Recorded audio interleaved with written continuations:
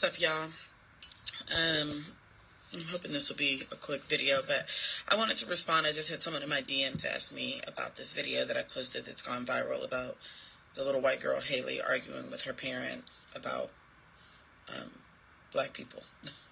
And what I want to raise to white folks' awareness, because she's being touted and heralded as "Go Haley," and I appreciate what Haley's doing, and she's young, and she's doing something, and so I appreciate it. But here's where conversations with white people miss the boat, and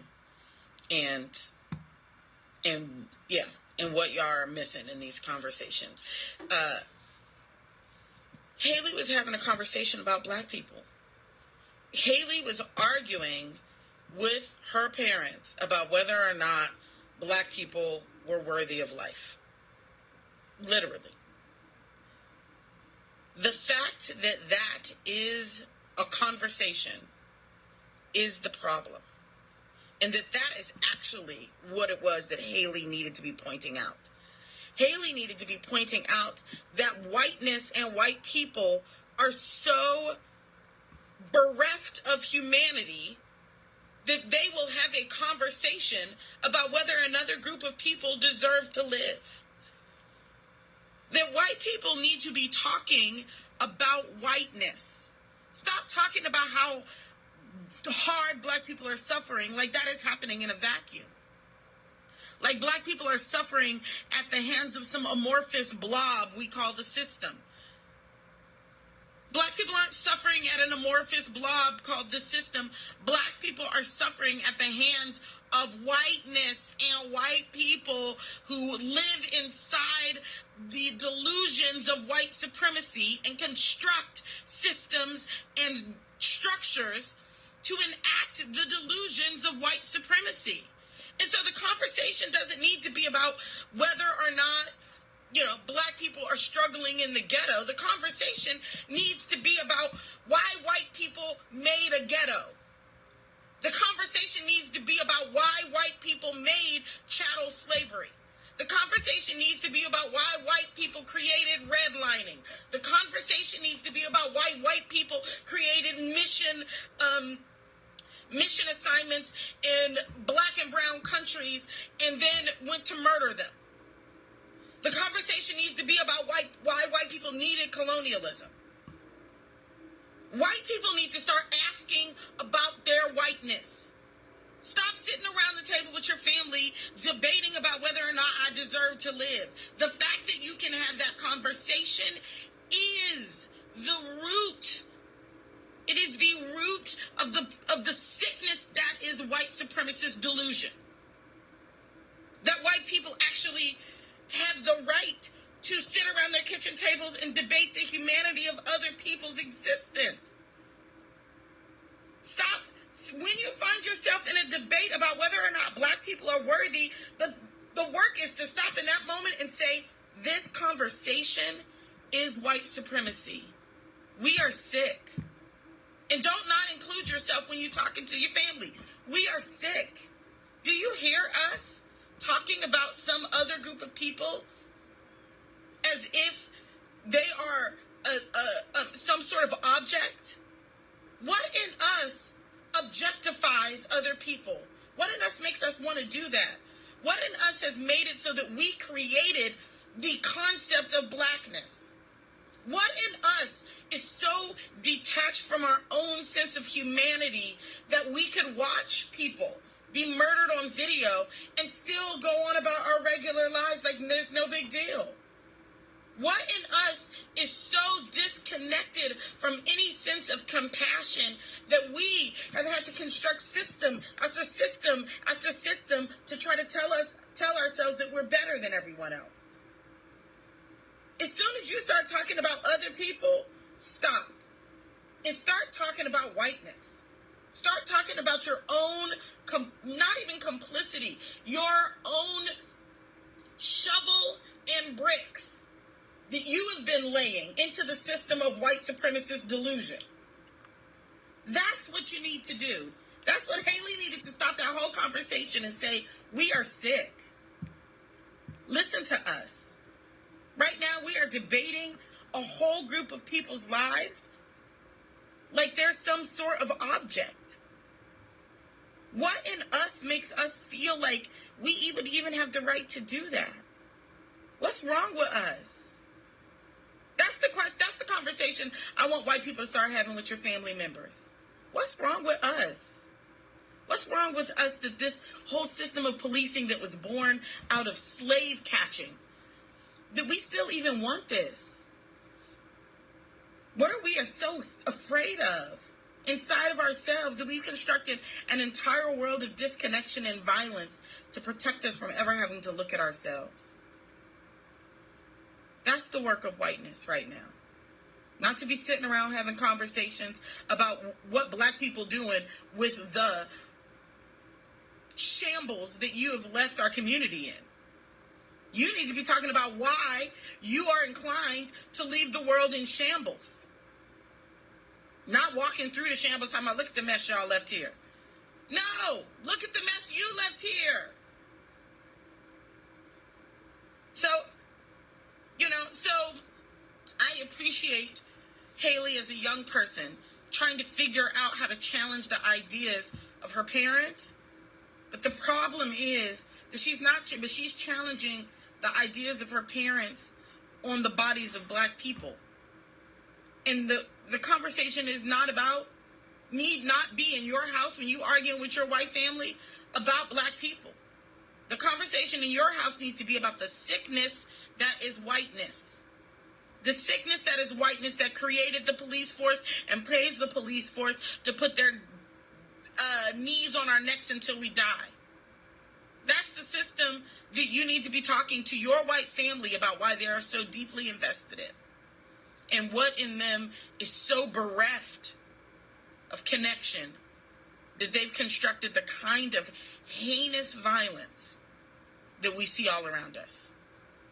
It's time to turn the conversation towards you, white people, and turn the conversation towards what whiteness has wrought in this world and how you excavate it from yourself so that we might all survive.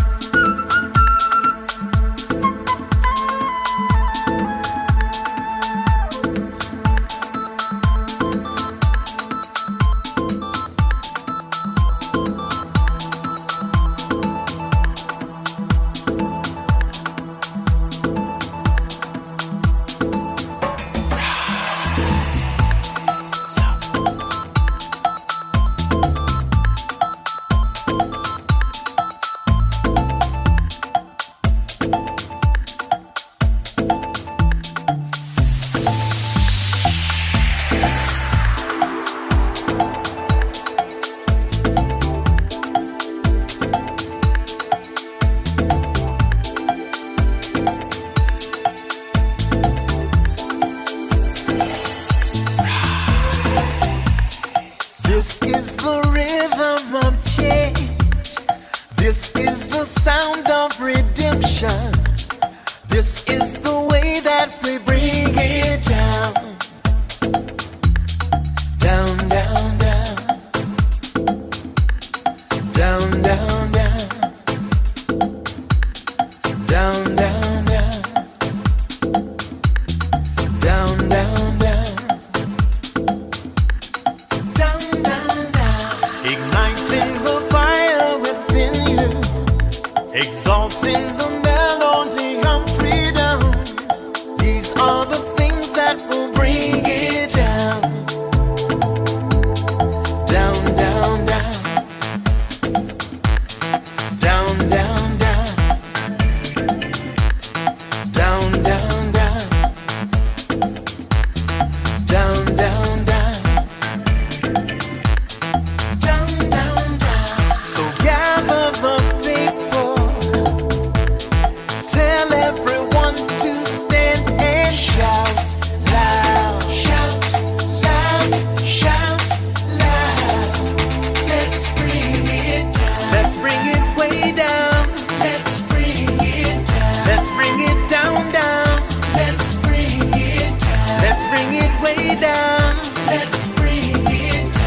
bring it down, down, down, down, down.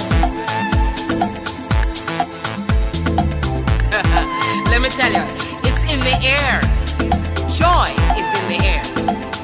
Love is in the air. Can you feel it? What it feel like? Freedom. What it feel like? Don't sleep on it, brother. You might get left, sister. Can you feel it? What it feel like? Freedom. What it feel like? Justice. No need to be counted, cause I am down. Down, down, down. Down, down, down. Down for the end of racism, for the end of bigotry, cause I am down. For the end of misogyny, that's right. For all the isms out there, just down, down, down. Let's bring it down. Rise up, people. No more foolishness, and let's bring it way down. Riding the river of change into the cries of contrition. This is the way that we bring it down. Down, down, down. Down, down, down. Down, down, down. Down, down, down. Down, down, down. We are the children of Eden, dancing and celebrating freedom. We are the ones that must bring it down. Down, down, down. Down, down, down. Down, down, down. Down, down, down. Down, down, down. So gather the faithful. Tell everyone to stand and shout loud. Shout loud. Shout loud. Let's bring it down. Let's bring it way down. Let's bring it down. Let's bring it down, down. Let's bring it down. Let's bring it way down. Let's bring it down. We've got to bring it down. Down. Stand up and shout. Stand up and shout. Rise Accountability together. starts now. The Eric Dawson Radio Show. Yeah. Rise up. Stand up, shout it loud. If you are not prepared to come to that table and to represent that voice, don't come. Because we don't need any more brown faces that don't want to be a brown voice. We don't need black faces that don't want to be a black voice. We don't need Muslims that don't want to be a Muslim voice. We don't need queers that don't want to be a queer voice. And if you're worried about being marginalized and stereotyped, please don't even show up. All right. Hey guys, good morning. Welcome to another episode of the Eric Dawson Show. It's going to be a hot one today, 90-some degrees. So make sure you hydrate. Anyway, on the phone with Deirdre Viney, the owner of Express Pros, right? And we also have on the phone Diana Murray Clements, owner of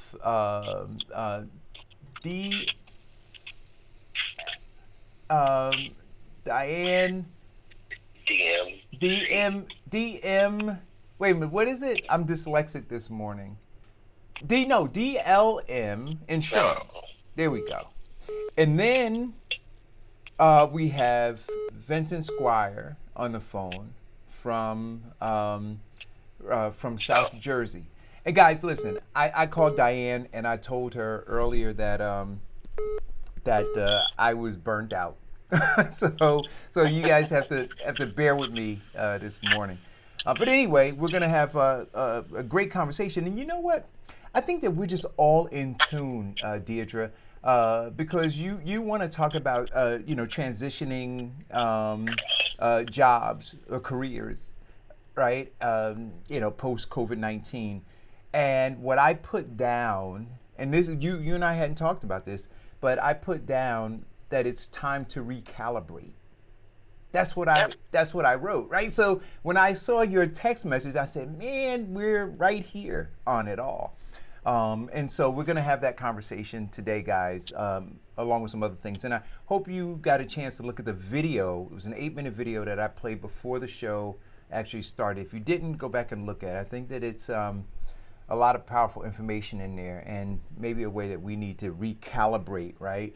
How we have these discussions and where we launch the discussions from around what's going on in this day and age. But welcome to the show, guys. Hello. Do I have everybody? Hello. Wait a minute. Is everybody is everybody worn out? It's only Tuesday. It's Tuesday. That's okay. No, it's a good week. It's gonna be a good week. Okay. Yeah. Cause see, listen. In the second hour, I will have my my energy back. So be ready, because this second cup of coffee will kick in by 11:15. So anyway, let's talk about this transitioning, Deidre, into a different career, different job. Yeah. So if you are looking to consider some other options with your career search, let's say you are doing one thing and now all of a sudden you say, let me kind of consider some other alternatives for my life, my career.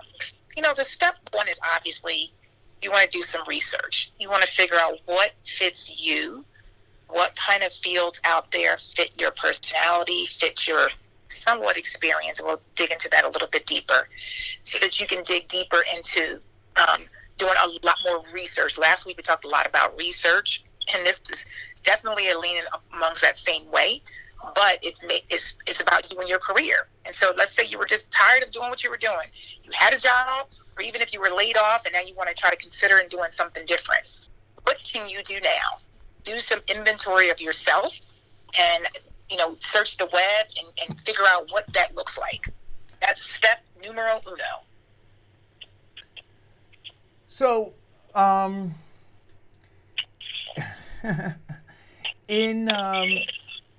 I agree, but I think that in trying to figure it out, folks will, how can I put it? If you're a baseball player and you can't play baseball anymore, it doesn't mean that you run over to the football field, right? Because you don't have that skill set. Or that you all of a sudden become a wrestler because you don't have that skill set. So even in transitioning, we got to stay in the ballpark, right? So maybe you're not a baseball player anymore. Maybe I don't know, but within baseball, you look to try to figure out what else you could do, because that's where your strength has been. Would that be an accurate analogy of how people ought to look at it? Well, that's kind of when you're talking specifically with sports. There are things. Well, I'm saying outside of sport. I'm using sports, but I'm saying. Yeah. So if I were in, I don't know. So my background is a graphic artist, right? Or it was a creative director, art director, all that kind of stuff. So if I'm transitioning, I'm not going to go into pharmaceuticals, right? I'm not going to look to be, or am I? Well, let's dig deeper into that. Yeah. Because there are overlapping skill sets in many different jobs. So there might be things that you do now that, they might actually be related to pharmaceutical. I don't know. So that's where research is going to dig in terms of what areas, what skills that you have, what value added that you have that you can transition to a completely different career altogether. And some may overlap and some may be completely off base. But that's when you're going to check the inventory of what you've done in the past. That example you just gave of like a graphic artist, believe it or not, pharmaceuticals look for that too. But Right. let's But say what you I'm want to saying, do pharmaceutical sales, maybe that's like right. completely That's what different I was world. really. Yeah, that's what You I was know, talking about. So yeah. transitioning. But is it transitioning out of what your general wheelhouse is of expertise? And so again, if I've spent 28 years working on the design production side of things, and then I'm trying to transition, and I say I want to go into sales, right? But How? well, Go ahead, Vincent. I'm sorry. well, first let's define the reason for the transition. There are two important factors that people look at in terms of economic or career paradigm shifts. One is out of necessity because their job market has actually dried up, and the other is out of passion, pursuing their goal, career, and life ambition. So if you're talking to her about transition, let's be clear on the reason that you are making that transition. Okay. Yep. Yeah, and it could be either one, but sometimes you just might be burnt out, or you can't, or you, like you said, passion. You always had interest in doing this one particular area or company or type of business, and now you want to dig deeper into it. So the second part is going to be research. It's going to be doing that digging, because there's lots of different, skill sets that I think are overlapping in multiple different companies, multiple different sectors, if you will. So if you're looking to do some research, back to your example of graphic design, and that may be one segment of what you've done at a company, are you looking to do that at a different company, or are you looking to do something completely different? What does that look like? And how can you kind of fit your, some of the things, maybe graphic design is too specific, but let's say it was managerial, the experience you did at a place, and now you don't want to do that, for this one sector anymore. You can segue that into another area, or let's say you worked on a specific software that is not super popular, but it's kind of popular, and maybe now you can use that software and utilize it at a different company. Right. So you want to do some research to determine, what are the things that particular type of industry is looking for, that you're looking to go into. Well, you know what? Also, and I want to say this because I used it and Alonia Joyner says, she likes the analogy baseball versus football. But what I'll say is this. For a brief time, when I was in between jobs, this was back in maybe 2009, because I worked, and so even within my career, Deirdre, I was transitioning, right? So I started off as a desktop publisher, right? That's what they called it when desktop computers first came out and everything kind of went that way.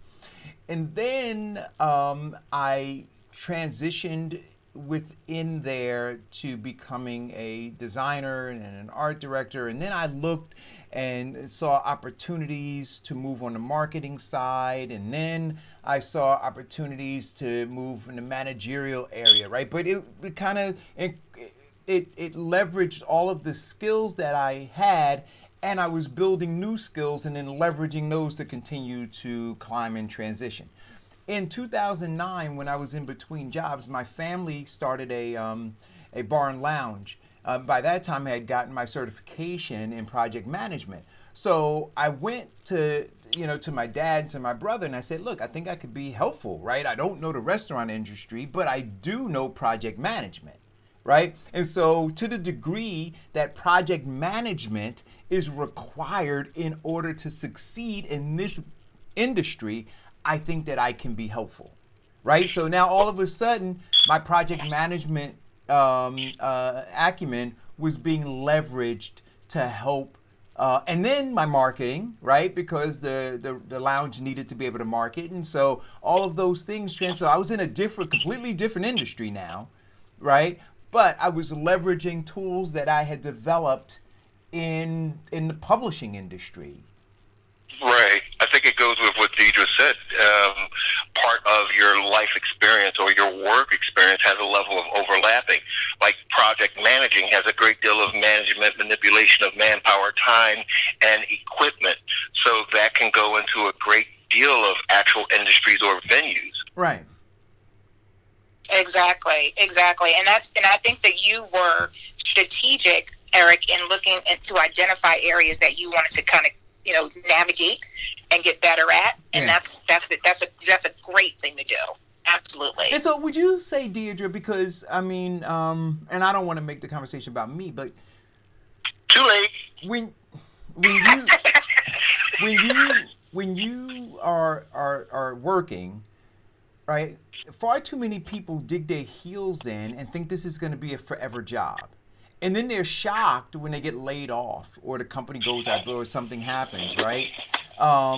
Should you always be looking for that next step, even if it's within the same company? You should be strategic about growth and not stagnation. Absolutely. You want to see what other things. I think last week we talked about extra work that people put on you when they lay people off and what that looks like, and so as you are kind of building up your toolkit of responsibilities and things that you are able to do, that just helps you get to other departments in a company or other companies in general. Right. So, Yeah. So when they downsize the staff, but upsize your responsibility and workload.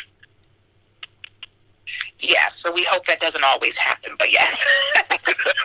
but I think if that, in the short term at least, if that happens, that is a transition too, right? From what you were doing to what you're doing now, and to look at it as an opportunity, right? To take on more responsibility, to be able to manage it, to exercise your time management and efficiency skill set or sets, and then be able to now add that to your resume and leverage it to catapult you somewhere else. Absolutely. So Deidre, you talked about researching the new career or venue in which you want to now inject your life. What are good places to find that, good resources to get that research on your new career? Well, the first thing, if you have an idea of what you'd like to do, I would start looking at some job descriptions just to get an understanding of what that looks like. And that can be any of the boards that people are most familiar with, ZipRecruiter or Career Builder, Indeed. And just so you can see what are they looking for, what, and do I fit any of those kind of areas? And does that excite me? As you're kind of determining if this is a good field for you to go into, because you might determine that from doing that research that may not be it. That might not be part of it. You might find out, that the industry is high stress. And I don't want to deal with a high level of stress. I'm in a place in my life, I want something that's a little bit more chill. Or you might say, I really want to do something with helping others as it relates to maybe a nonprofit. And that doesn't pay as well. Okay, maybe that's an area I don't want to go into. I don't know. So it's just it's good to just lay the landscape out, and looking at different job descriptions is a good start. Okay, so after you laid that out and you found that perfect niche that you want to go into and transition, what's the next step? So the next thing I would do is then I would put out for doing maybe an informational interview.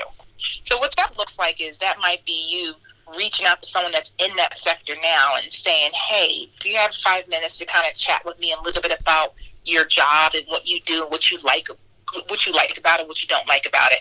Believe it or not, people are they want to help. We talked a couple weeks ago about networking, and this is where you're also going to lean into your network a bit and see, who might be in that field. Like we gave a classic example of pharmaceutical sales. That's a very specific field that's very challenging and hard to get into, to be honest with you. So let's say that's an area you want to go into. You've kind of narrowed it in. So do you know someone that's done that before? So now you can call them and pick their brain. I would pick a few individuals' brains, because now you're kind of, let's say you were doing, managerial of something, and now you want to do pharmaceutical sales or whatever. That's a big switch. And so you want to talk to as many people as you can so that you can make a determination if that's a field that's going to fit you and fit a lot of things that we talked about. What is your, we talk about the time frame, the hours, commitment, all those things, and obviously what fits your lifestyle and what fits a lot of things you want to do and accomplish.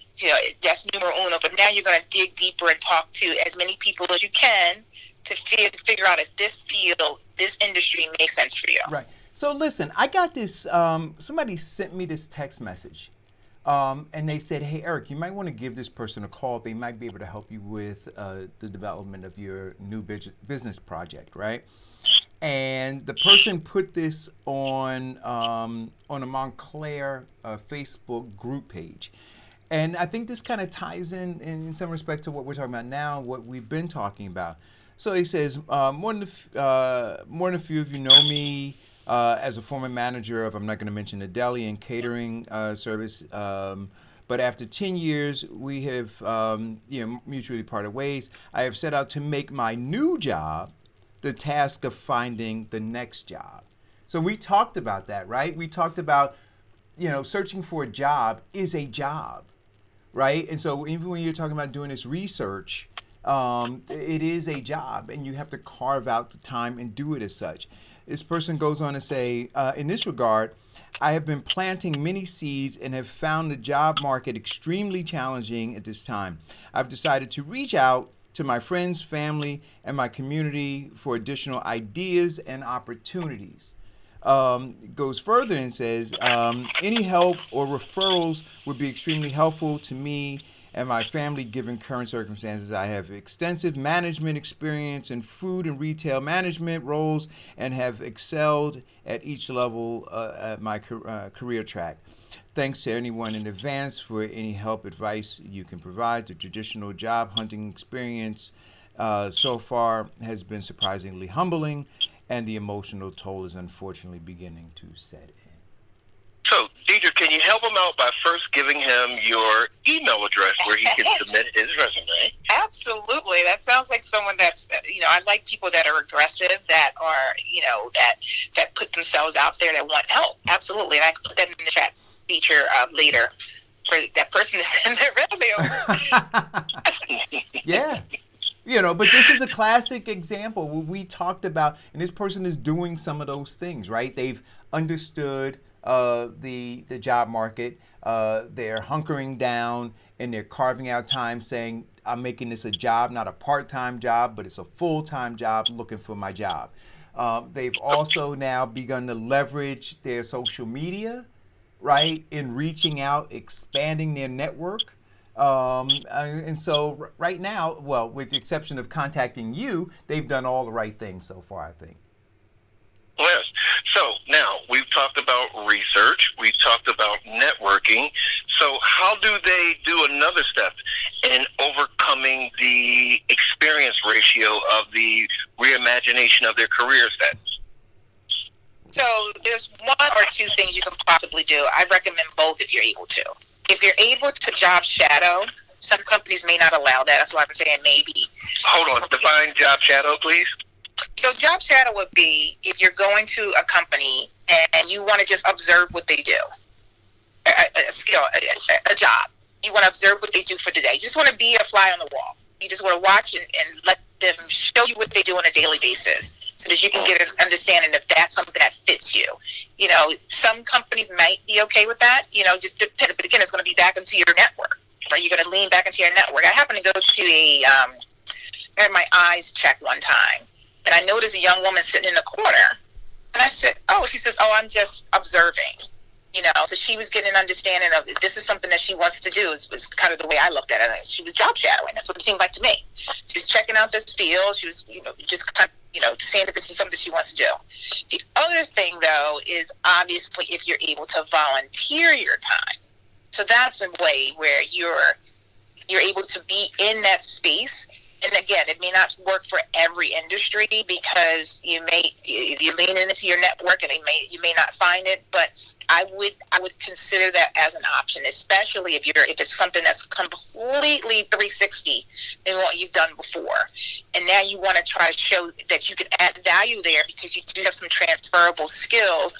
See if they'll let you volunteer, even if it's on a short-term basis, a week or two, or just to kind of give you an idea, even a couple hours each week. Right. Just so you can dip your toes in the water. Okay, but isn't volunteering a cheap version of internship? Not necessarily.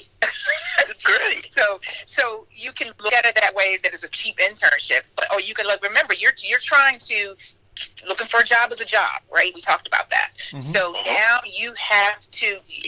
This is a completely different field you've never worked in before, and so now you expect this company to pay you for. You may not have what they're looking for now, but you're willing to put some time in and show them that you can. At least you almost job shadowing and volunteering at the same time, honestly. And so now you're there every day, or like I said, it doesn't have to be like interns usually work a bunch of hours. I'm suggesting it might be a very small amount, 2-3 hours, and it obviously depends on your situation. If you're working now, maybe you figure out what that looks like. If it's some weekend things you can do, there's so many different businesses out there, so many different careers out there. But I just want you to consider that that's an option to do. It reminds me of the movie. I don't know if you saw it, The Intern with Robert De Niro. In that movie, you had this guy who was just trying to figure out the next phase of his life, right? He was a senior citizen, a widower, and decided to take up this opportunity to intern at this young hip company. And he went there and showed his value, right? Became the MVP of the company. And so, I think that there is a tremendous amount of merit. The question that I ask in this time, though, a lot of companies, it's not as easy as it used to be to intern for a bunch of different reasons. But if you can do it, and like you said, Deidre, you're not going in saying, pay me for something that I can't deliver, right? So the value scale's not equal, right? Or is not tilting your way where, you're of value to the company. You want to go in and you want to try out, right? You want to show them without any real risk to them that, that you can be an MVP in that industry and maybe even for that company. So I think that's something worth. But how would you recommend going about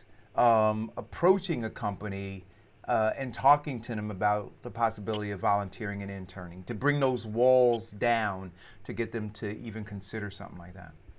So I think it starts with back to that informational interview that you were doing, talking to those different companies that hopefully will lend their ear to you and talk to you a little bit about what they've done, what they're doing right now. That might be a good place to start, right? But, we're going to go back to friends, families, and connections, and seeing, this is an area that you're looking to break into. Can I work, 1 day a week here for a couple of hours? So there's lots of different places you can look, but starting with that information interview, that person can be really, I would think, very helpful. Right. So you want to actually network and search your own personal resources for the hookup. No hookup. Okay. Yeah. So no, I think that's all good. And so Alonia says this. She says volunteering has its place, however, in this economy, not so much. That's her thought anyway. But she loved the movie The Intern. So look, it is one approach. I don't think that you discard it. It's going to be difficult.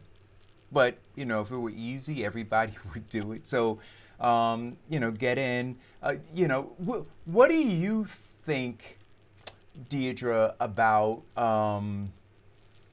we talked about using LinkedIn to connect. Do you think there's any value, and I'm going to go back to this movie, The Intern, because I thought that he did something very, very cool. He actually did a video. He did like a short video where he outlined who he was, what his background was, what his strengths were, what he believed his value was to the market space. And then he uploaded that. Do you think that there's any merit in doing something like that? I love that. I love anything that's creative, especially if you're in a creative space. I don't remember that movie at all. But if you are able to show value that you can bring to a company, then that's fantastic. Like, remember a couple weeks ago when we did the interview with you and you had portfolio of things. Those are always things to consider that's going to rise you above your competition. Because it's still, yes, this is a tough economy, and yes, volunteering may not be the best, but if you are looking to go into a different area completely, or you're just, just kind of want to feel things out there, I just don't want people to get stagnant, and I want them to kind of keep the ball moving forward and keep that experience on there whatever way they can. Yeah. I mean, the job numbers that came out a few days ago talked about some 2.2 or 3 million jobs. People went back to their jobs. No, what we found out is that those numbers are cooked.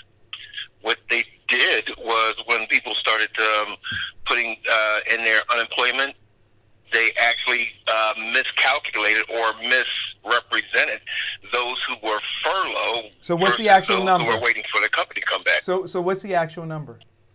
Well, the actual number is that it is this. It's actually, they said it was 2%. They said it was 16% being returned back to work. Actually, it's only 2%. Oh, 2%. 2%. With that, because I want to post that so that people have that information. The 2 million that it represents one, not as they call essential workers or low skill or no skilled employment. The 2 million that they were representing were large corporations and executives who were just waiting for the company to open back up. So what that actually turned out was, of that 2 million, only 2% of them actually went to work. The other 98% were still waiting for their job to open back up. So you take the 2 million that they were talking about and just make 2% of that 2 million, and those are the people who return back to work. Okay. So once again, Donald Trump misleading the public. Yeah, I didn't see that information, but if you would share it in the thread so people can check it out, the information that I got came from, like, I saw it on NPR, I saw it on CNN, I saw it on MSNBC and some other places, and they were talking about the 2.2%, 2.2 million or whatever number. 2.2 million. Yeah, which represented somewhere close to 12% of the unemployed. So, I'm sorry, go ahead. No, go ahead.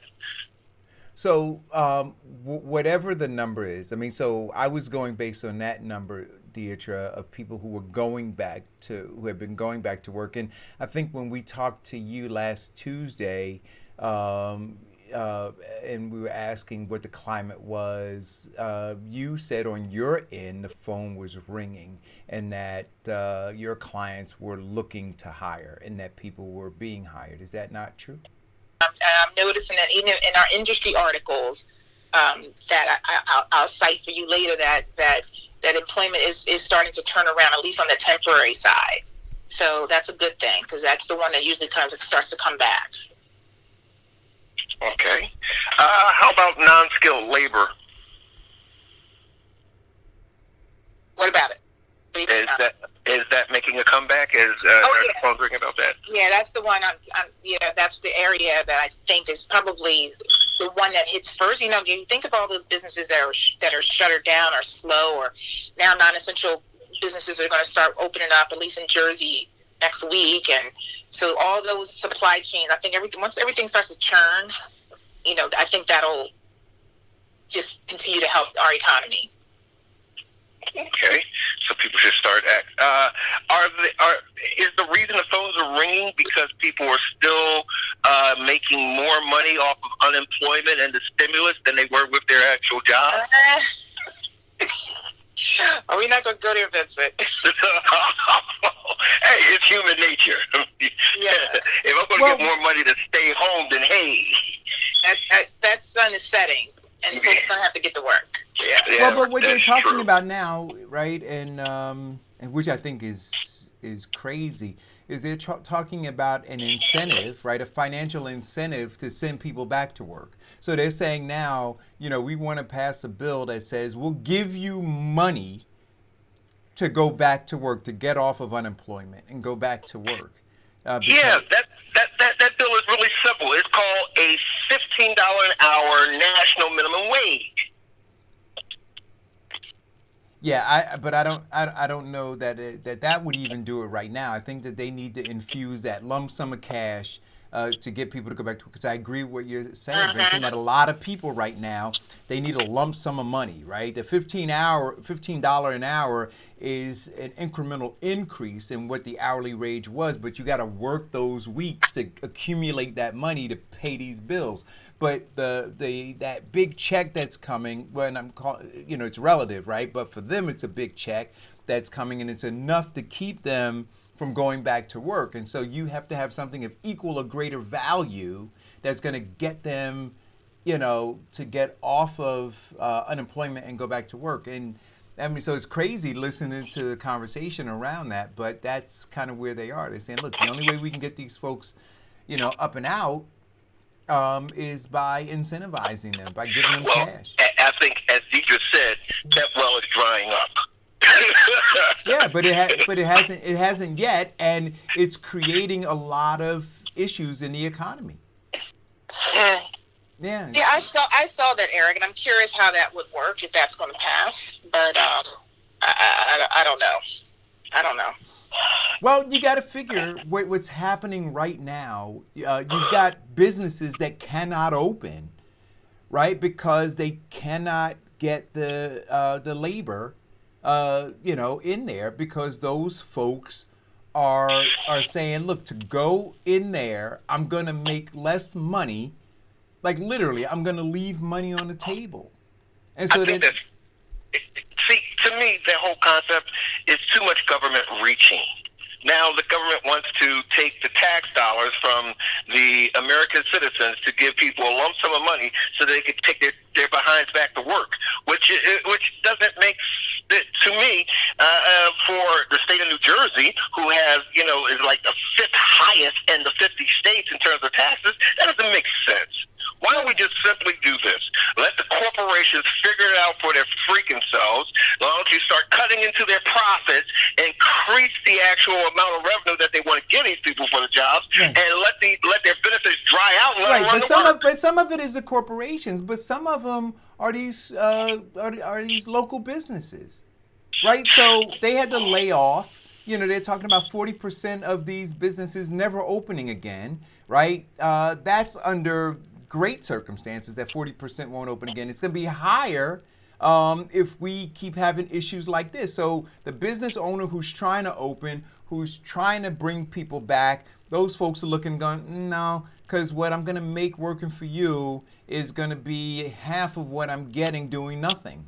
Right? And that dries up. No, we're not debate. I don't think that's up for debate anymore. But while they're still waiting, because that's not until July, so we're at least another month out from that. So in that month's time, when this small business or medium-sized business cannot open because they can't find the labor force to come in there and do the work, that business is suffering more. Okay, and this is how that theory comes back and bites them in the behind. Deidre, what is the average time frame from unemployed to being employed? I don't know. I mean, is it 1 month, 6 months, 12 months? I hope it's working through Express. I hope it's 2 weeks at max. Hoping it's 2 weeks at max. Yeah. So they basically right now have close to 30 days of this unemployment. Right. Extra boost and compensation stimulus package. Now, so that means that they have to now is the time for them to start looking for, guess what, a job. Sure. Because if, they're all hurting through Deidre, they still have a 2-week lag. So them waiting till the last minute is going to come back and bite them in the behind, which will give them, 4 to 6 weeks of no income. Right. So let's go back to my changing careers. You're making me sad, Vincent. I'm sorry. So changing career. So someone was an executive and now he wants to be a rodeo clown. No. Well, you know what? I can't knock that either. Let me not. Hey, listen. There's some rodeo clowns who put their children through college, right? So, yeah. Clown college, yes. So one of the other kind of critical pieces to changing careers, and as you did all your research, is to also understand if you needed to upgrade your skills. Yeah. And if that's necessary to be done, what are you going to do about it? If it needs a certain software, if you need a certain, certification to do that job, that's a thing that you need to do that digging right now. Maybe it's something that's short term. Maybe you're working right now and you want to start this. You want to segue into a different career. Maybe this is a class you can take in the evenings that will help you get the right certification to propel you to the next job. So that's all part of that research and making sure that you have the right skills necessary for the job. As you're doing your job, you're doing your informational interviews and you're shadowing people and you're checking out LinkedIn, as Eric mentioned, and you're talking to folks that way too. That's just one last piece that you definitely want to consider. Okay. And there are a lot of places to go. I tell you, you can look. Most of what I learn now, I learn watching YouTube videos. Spoken like a millennial. Well, you laugh at it, Vincent, but when you look at the content that people put up there, I mean, these are experts who are putting content up there. I've learned how to code portions of my website using a YouTube video. I've learned how to change the motherboard of my computer using a YouTube video. I've learned how to handle my garden using YouTube videos. I've learned how to do some simple plumbing during the age of COVID-19 because we don't want plumbers coming into the house, right? So I've learned how to do some plumbing using YouTube videos.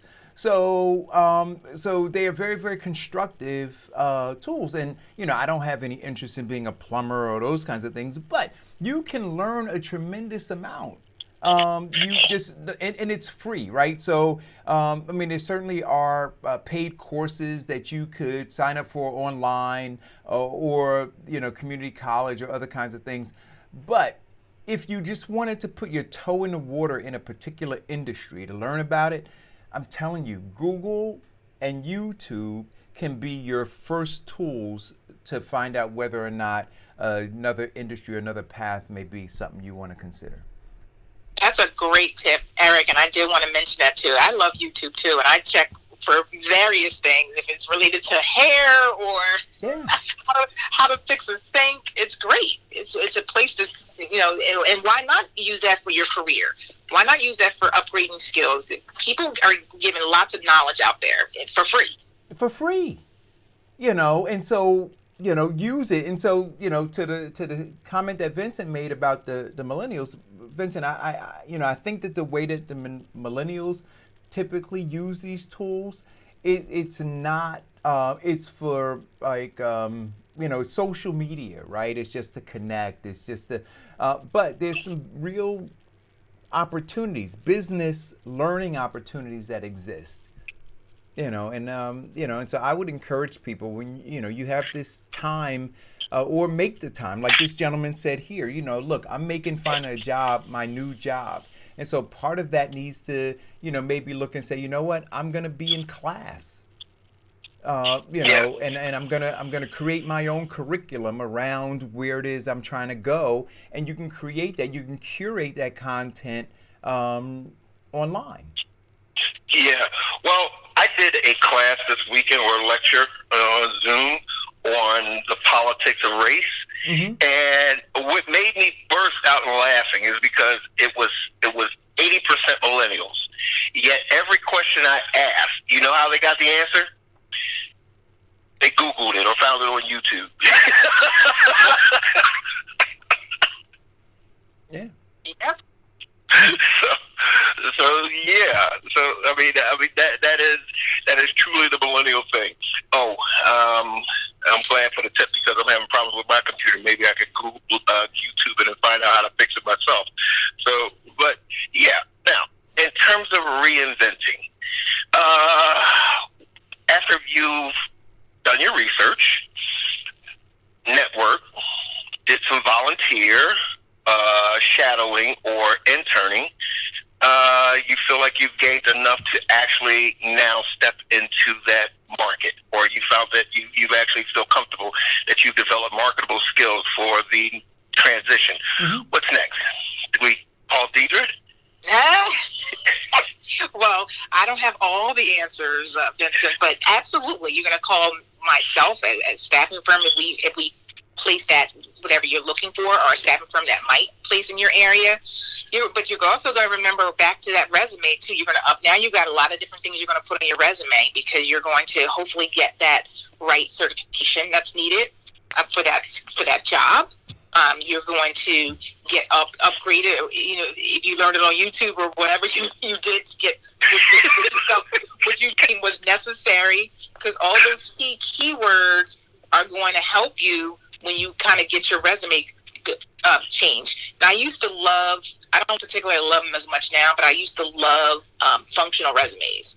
So functional resume lists at the top all your functions, all the key things you've done in your job, because that's usually when people are transitioning, they'll do a functional resume instead of a chronological resume, because they were managerial, or they helped save this company money, or they've done this kind of they have this kind of software skills, or whatever it is from a function standpoint. You'll put all those functions at the top, and then that, I would hope, can help you to propel you to a different area within your career, with a different career. Right. Okay. Do you see a lot of functional resumes with your applicants now?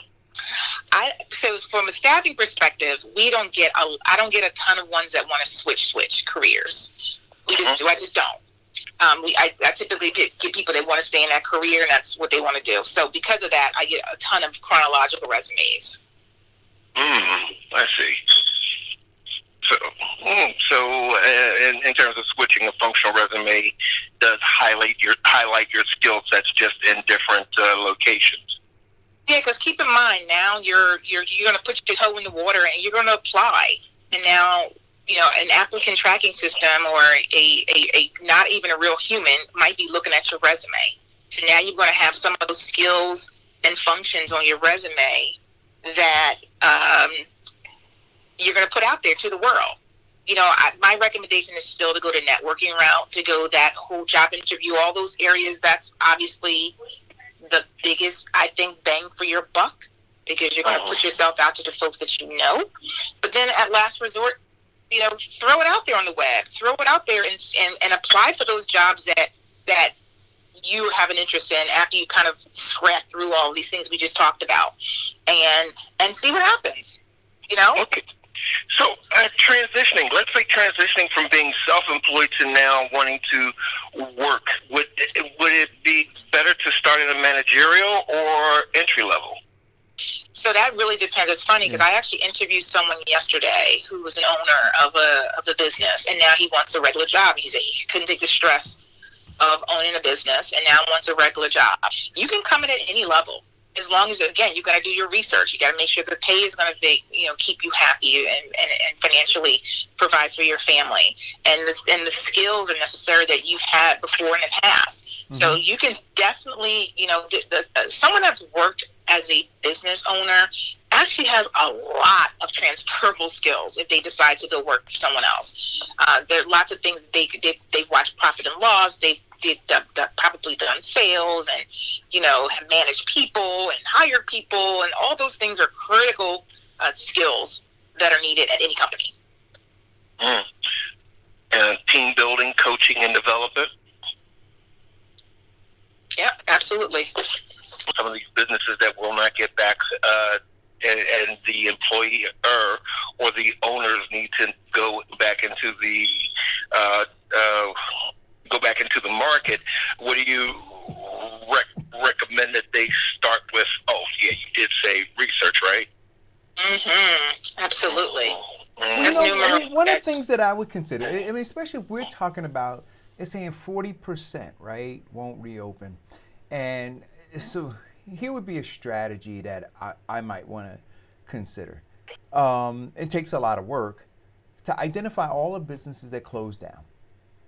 Recognize what's in the news and what the hurdles for each of those businesses trying to reopen is. Because none of them want to be closed.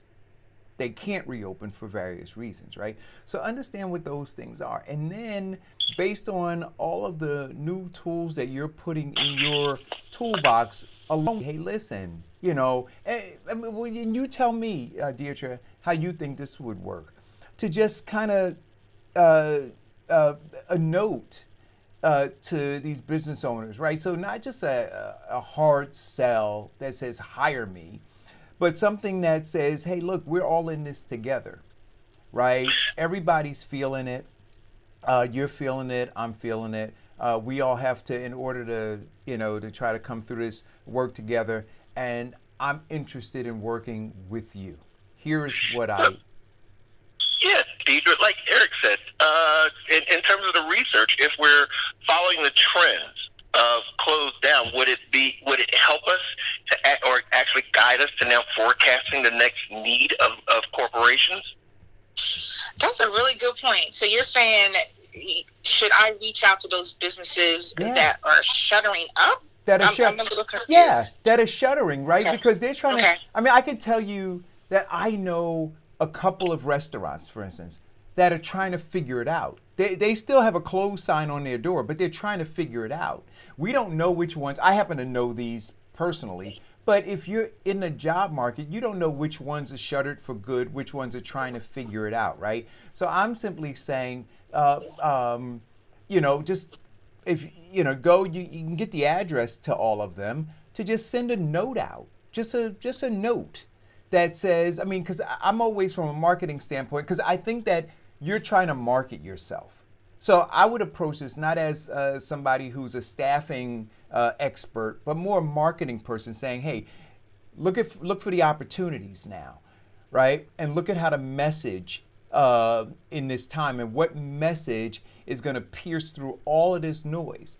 And a message of compassion, a message of togetherness, a message of wanting to rebuild, all of those kinds of things when people are trying to figure out, when they're looking at the aftermath of what this whole shutdown did, they're trying to figure out, what am I going to do? And so if they get a note, so what they're getting now are bills from bill collectors and a bunch of other stuff, right? So that's what's consuming them. And if they were to get a note that said, hey, listen, you had a really great business here. I hope that you reopen, those kinds of things, yada, yada, yada. My name is Eric.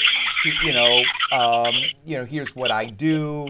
The company I worked for also is suffering through this kind of thing. And so I'm looking to rebuild. And now, maybe even to your point, Deirdre, where you were talking about volunteering and interning, right? If that company now knows that they may have an opportunity to get this skill set without having to outlay money yet, but it can help to start the rebuilding process, right? And they see that there's this willingness for a partnership. Maybe they can find that next piece of the puzzle to think about trying to reopen, right? So I'm saying, just don't leave anything on the table. If you got the time, like this gentleman said, make it a full-time job looking for a new job.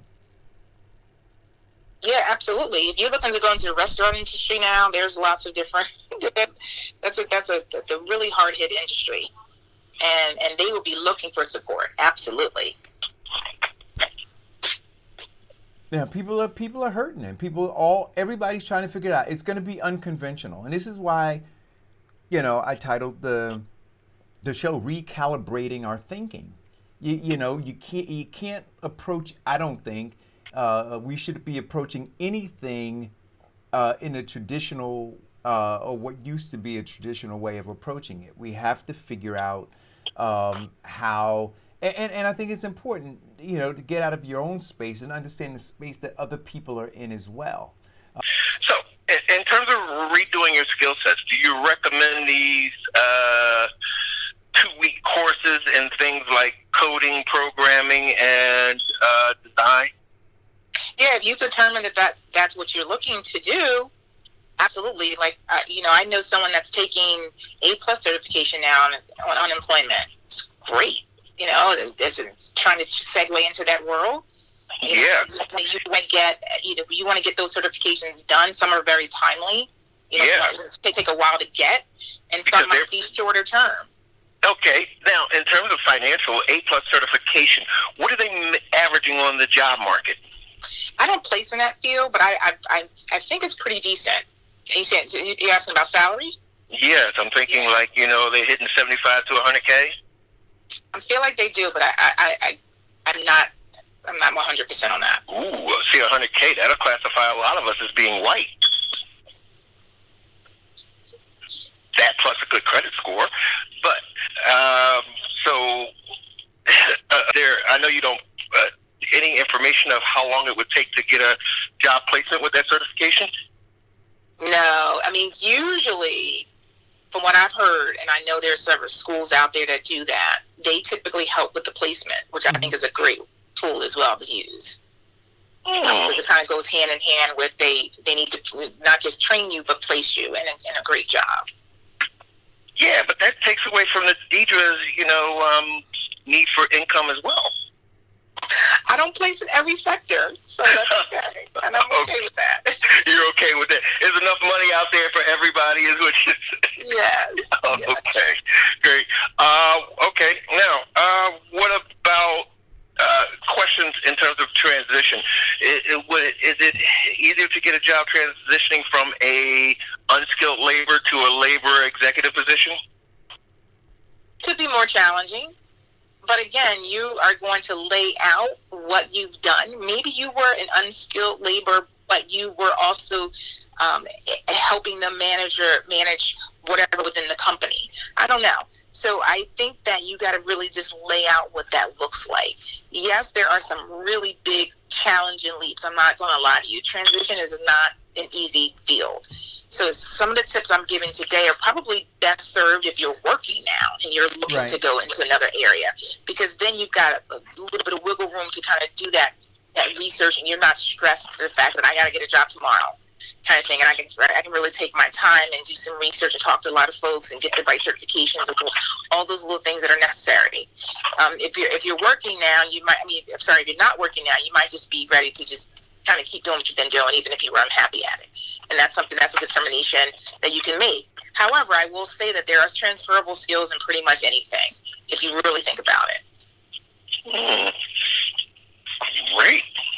Great. Well, I took the link to all of my unemployed relatives, so I hope they're all listening. And so what I want to ask you, Deidre, is if you can give, so no matter what, because I agree with you, they're transferable skills in most anything. So if you were to say the 5 qualities of an employee that you can look at and say could be considered skills that are transferable, if you have to go from one sector to another sector, and I think we might have touched on this on another show.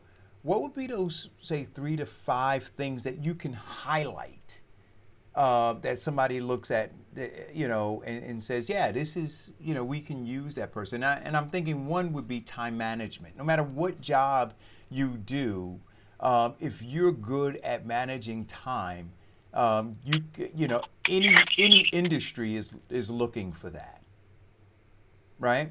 If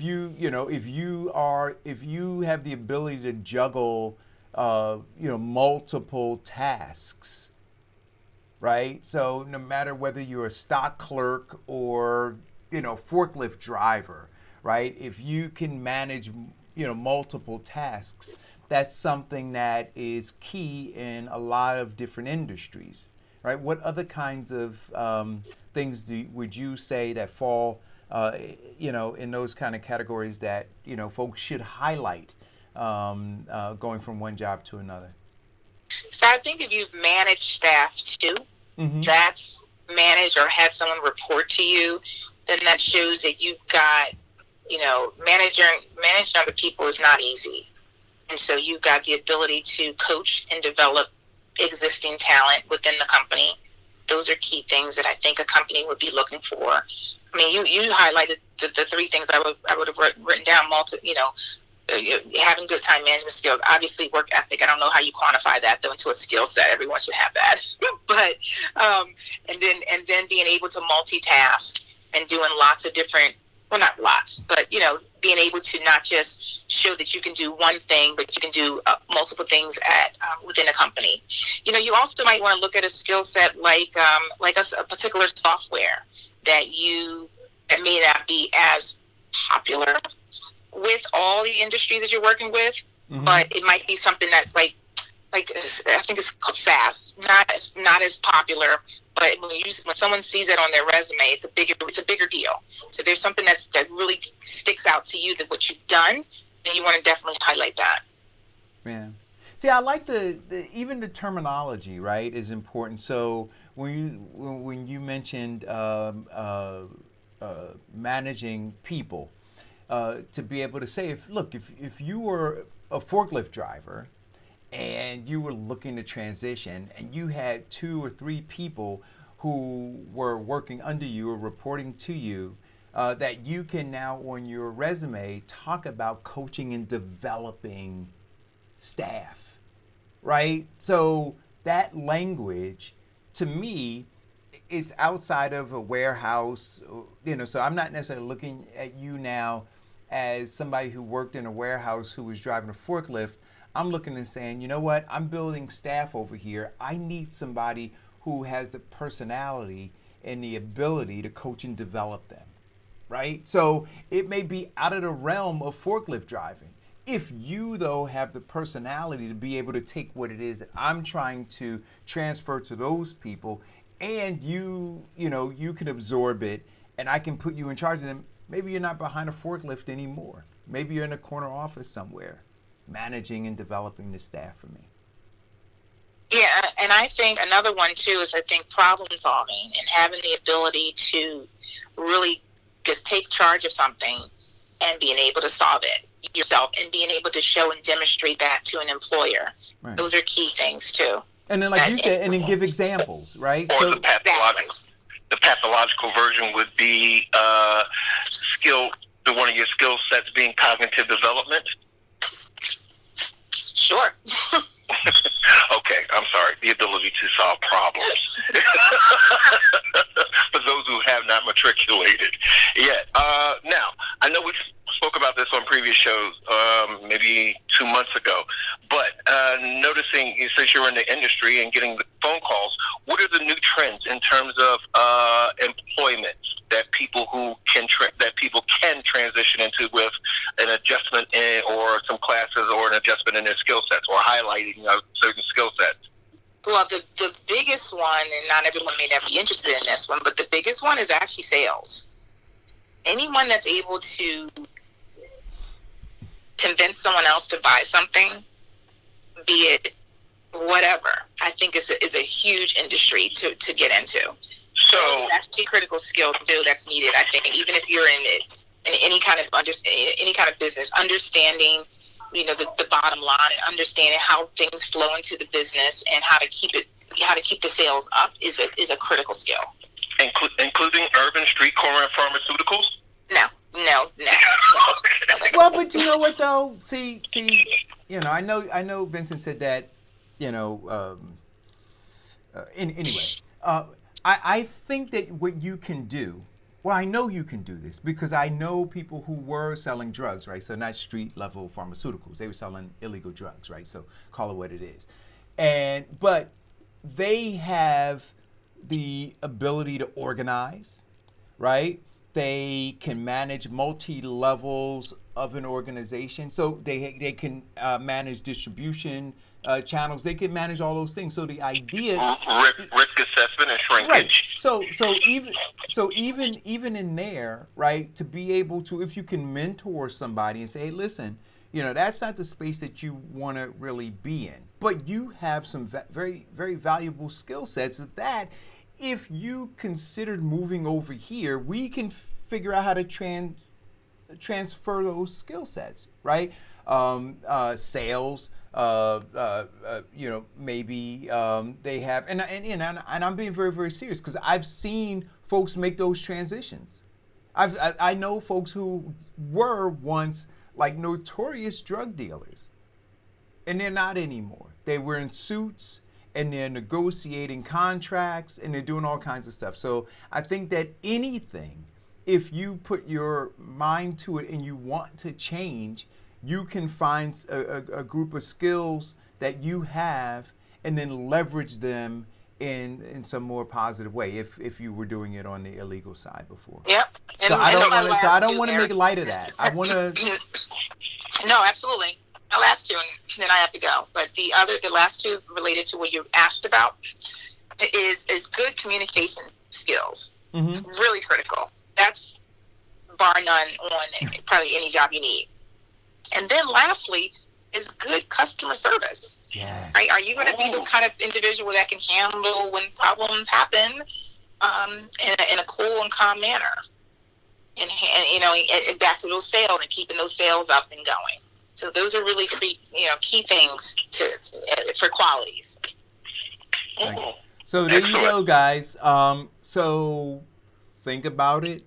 If you're looking to transition or if you need to transition, there were a lot of valuable tips, things that you guys should think about.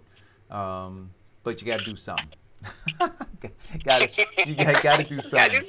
Got to do something. You can't sit still. Or as I tell my kids, you don't have to get a job, but you do have to get out of the house. That's absolutely right. Well, Dietrich, once again, I want to thank you for all of the information, and hopefully people will take you up on it. You did put the your information in here. I'm gonna put this person in touch with you and see if we can make a connection.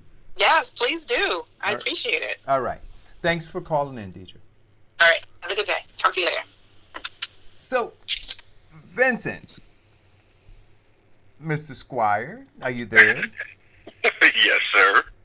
So, and I don't know, Diana Murray Clements, I don't know if she's on the line. There were a couple things that she sent in to talk. Well, firstly, before we do this, you heard the video that I played at the beginning of the show. Yeah. And the woman who did the video was talking about a conversation that this young lady was having in her home about all of what's going on. And I want to start by saying,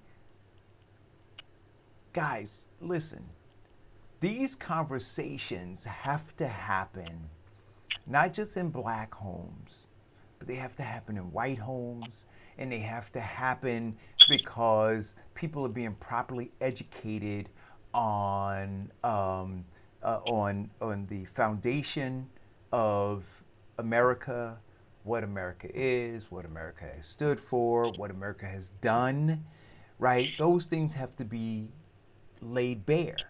And then folks have to have honest conversations. To date, we haven't had any honest conversations. And so this young girl, Haley, according to the woman who was doing the video, was having a conversation with her parents, talking about the legitimacy of black people, whether or not we should be valued. And what she was saying in the video is, no, white folks ought not be talking about that. What you should be talking about is why you have the need to continue to construct and support systems that marginalize and oppress people, right? And so if you shift that conversation at home and say, why have white people done this? Why did this ever start? Why did we do this? Focus on that. Not focus over here, but focus on that. That would be the beginnings of dealing honestly, right? But as long as you can look over at somebody else and somebody else is suffering and not talk about you as the cause of the suffering, right? And your psychological makeup that led you to create or construct these systems that continue to marginalization and oppression and brutality, then we don't ever really get anywhere, honestly. What are your thoughts? We honestly have to look at the hypocrisy of the foundation of America. If you're looking at the foundation of America and its verbiage and how we should guide our lives being Americans, is this: we hold these truths to be self-evident, that all men are created equal and endow some certain unalienable rights. See, and when we learn that in school, it does not say all white men are endowed these rights. It does not say that all European descents are endowed these specific rights. It says all men. Right. And when we now I guess, ignore that aspect of the foundation of America, and we show our hypocrisy by marginalizing, demonizing, and even outright oppressing another man and his rights as a man in the Constitution. It shows the hypocrisy of America, and that adds to a great deal of frustration. Because at some point in time, a young black man looks at what's going on in society, what his neighborhood looks like, and tries to figure out now, why in the heck am I wasting my time in school when I'm doomed to be this or that? And none of those take a level of education. Right, but again, I want to. So yes, that's what the black person does. But while this is all happening, what are the white folks doing? What do the white folks do? Yeah. Well, let's see. What they do is the exact opposite. They use the actual system to their benefit, right, and increase their quality of life and prepare a way for generational wealth, right, and understanding. The Jews have a belief that, you know what, they marry up. So their daughter, who is this, she now marries a doctor, who therefore teaches their children to marry up into the next level and get into a better family. We don't do that. We instruct our children to, I guess the biggest trend right now is that we want to instruct our young men not to be baby daddies, but to be fathers. And right, so we don't go into that. Now, what the other thing that we actually have to change is that when we start valuing Black American lives, then they start valuing it. One of the biggest things that you don't see a lot of Jewish and white people being killed by police is because they have resources to go after them. And if they don't have resources, they get their family together, they get people together to get enough resources to sue them for the injustice. We don't have that. So we don't value our lives. We don't pull our resources and say, okay, here, let me help you with funding to get a good attorney. And when we don't do that, we don't hit white America and the one thing that they value the most, their wallets. Yeah, I don't think that really matters. That's my opinion. So what do you think about the disbanding, this conversation that they're having about disbanding police departments all over the country? Defunding? I'm sorry, defunding. Well, sometimes I think somebody actually used the term disband. Well, disbanding is one thing, defunding is another. No, but I'm saying that in some instances they're using defund, and in some instances I've actually heard them talk about disbanding. Well, they don't need to disband totally the police department. Does it need to be reimagined? Yes. Does it have the actual framework or the mechanics to be great? Yes.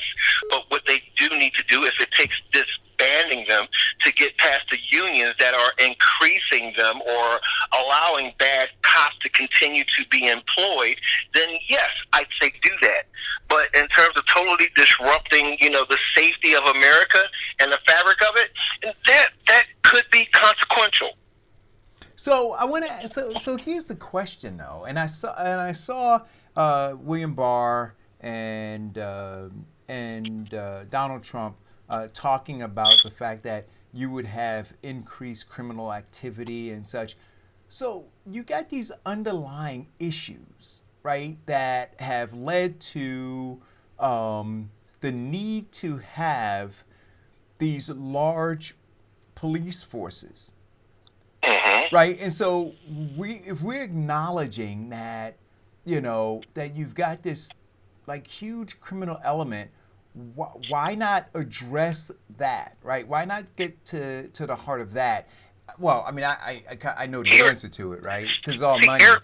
It's all money, right? So because if you're really working to solve that problem, then you're talking about getting rid of or not having the need for prisons. You're talking about not having the need for as many judges, as many lawyers. You're talking about not having the need for as many police officers. So if you recognize, if the President of the United States and the top the top law enforcement official in the country can say, hey, listen, if we tug on this lever over here, right, over here, we're going to have this. So I'm saying, okay, so now you guys understand that. So I want to now know what your plan is to resolve that so that we can. Their plan is not to resolve it with that statement, Eric.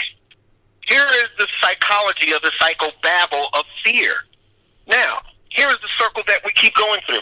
And okay, now, we say, okay, we need to disband and defund. Now, they come back with, if you do that, there is a lot of lawlessness that's going to happen. Now, here is the underlying tone of that. Now, we want to disband and defund because of the overly aggressive effects of Black America or people of color, right? Now, they're saying that if you defund and if you disband, all of these Black people are now going to be emboldened and commit more crimes against white America. There you go. There you go. That's absolutely right. That's absolutely correct. So they're fighting it with the fear and the continual circle, and that's why a lot of this stuff don't get done. They're saying, what are you going to do now? You're going to leave the white race? Don't yell. Okay, you're going to leave the white race and the police who are keeping the white people safe and disband that so Black people can now rape, rob, and pillage? Look at how they're doing in these peaceful marches. And that's the fear that they do to white America, to keep us oppressed. Because once again, the movie, The Birth of a Nation, is ingrained in racism in America, where their biggest protection is, God forbid, a Black man does something against the pure innocence of a white woman. That is the psychobabble that we have to deal with and overcome. Yeah, disbar it. Yeah, you know what? What we need to do is take the teeth out of these freaking unions, so that decent police chiefs don't have to work so hard to make their department right. They should be able to fire people, and they should not be able to get a job again in this level of safety. There's way too much power that police officers have with the ability against Black people to just write anything, and everybody believes it. And these patrol officers get absolute power, because when you go to court against them, you're not going to win. And we learned one thing. Don't yell. You're only talking to you. I'll keep it down. We learned one thing. Yeah. Power corrupts. Right. But absolute power is absolute corruption. And what we're seeing with these police officers is that they have absolute power and exhibiting to us absolute corruption. So I believe that there needs to that you need to tear it down. You need to tear it down and build it back up. I said this the other day. You cannot patchwork it. It is so corrupt throughout that it literally needs to be completely torn down and rebuilt. That's my opinion. Yours is tear it down and rebuild. Mine is that America's justice system needs an enema. Yeah. It needs that too. But I think, listen. And Diane sent this to me, and I read it, and I was like, wow. So, America shut down. We were told to socially distance. We were told that wear masks, wear gloves, stay in the house, no crowds of more than a couple people. Folks had to bury their loved ones without being in attendance.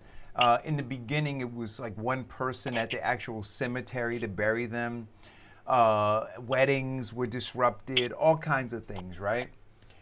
But we're seeing across the nation a complete opposite of what is being told to us by the medical experts in all of these marches and protests.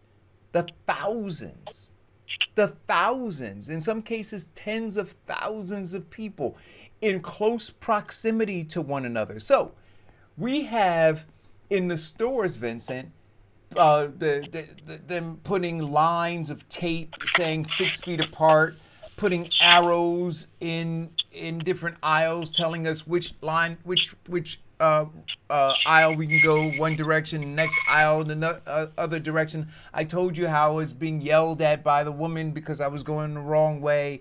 Everybody wearing their mask. But now we see that America, is abandoning this. And so the headline says, America is giving up on the pandemic. This is out of The Atlantic. Is that what's happening? I mean, what goes through your mind? Because nobody's telling these protesters to socially distance. Well, let's look at, again, the psychobabble of propaganda. Now, there was no problem in our president calling out these white superior groups to go up into the capitals of these states. No, this has nothing to do with the president. Nope. What does this have to do with? He was the one who did it. So let's put blame where it actually should be, Eric. Vincent, but we gotta have the conversation without yelling. Let's do that. Yes or no? Did the president not call that to arms into action? Did he do what? Did he or did he not? Can we agree upon that? Did he do what? Did he not call upon these people to go to their capitals to demand that their states be open? What does that have to do with the people who were protested in Newark? Wait, Eric, did he or did he not do it? No. And then we'll get to that point. Right, but get to your point, Vincent. Okay, so in that action, there was no propaganda about these people not being socially distant or wearing masks or anything like that. That's not true. Hold on, but that's not true. But you just made a false statement, Vincent. Because all over, I did not make a false statement. You did not hear the word come out of Donald Trump's mouth that there should be a problem with that. Vincent, you talking over me and talking loud isn't going to make what you're saying any more the right. Right? Okay, so you want to again drill down on Donald Trump. What I'm saying to you, listen to me, Vincent. On is bad leadership. Vincent. So what I'm saying to you is this: when those protesters did that in Michigan and other places, all over Channel 7, all over Channel 4, all over Channel 2, all over MSNBC, all over CNN, all over all of those stations, they were talking about it being unsafe. They were talking about the spread and how we were going to have more infections. They were talking about it. So for you to say that they were not having... Wait a minute. Eric, Wait. For you to say that there was no conversation about it is just not true. Now, if you want to say that Donald Trump didn't talk about it, that's something different. But this goes beyond. But this goes beyond Donald Trump. Eric. Yes. Can I get my point out before you disagree with it and dissect it? Then we won't have to retract it. Go ahead. Now, as I was saying, when he called those people to arms, he did not. And let me make that clear. He did not make any qualms or any publication about how they are spreading the disease. We're clear on that. Okay, so we're clear on that. Now, let's look at and that was just to open up the state. Now we're talking about something that has a far level that supersedes them opening the state. Get to the point, Vincent. Getting to the point. Now, when we're talking about Black lives, and we're talking about people going out there and protesting, and we're talking about people gathering, showing their support, got it, Vincent. and when we're talking about people doing injustice, now the president propaganda is now pushing, oh my God, these people are not wearing masks. No. They're gathering and protesting. Oh my God, we need to get the military on them. The president is not dictating what I just asked. I'm asking a question. And so you invoking the president in this conversation, see, this is what I'm saying to you.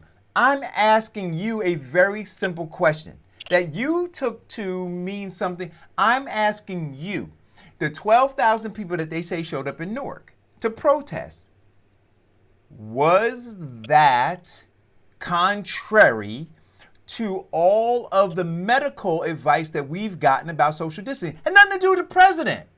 I'm asking you, wait a minute, I'm asking you, Vincent Squire, when you see 12,000 people gathering in shoulder to shoulder, is that contradictory to what all the medical experts have talked to us about in terms of social distancing?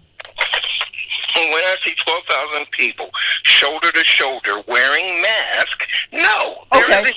So wait a minute. So wait, Vincent. So what I'm asking you is this. So if that is the case, then what we should do is, as long as people are wearing masks, because they've been told to wear masks in the stores, they could take down those. They should be able to tear up those tape lines that say keep 6 feet apart.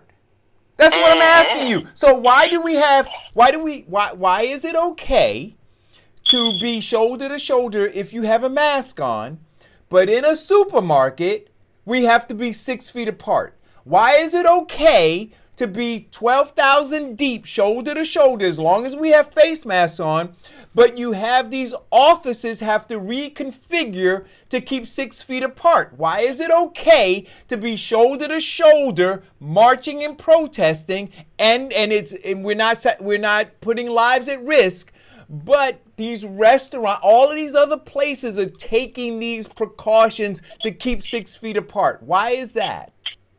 Well, why is it okay? And to answer your question is simply this.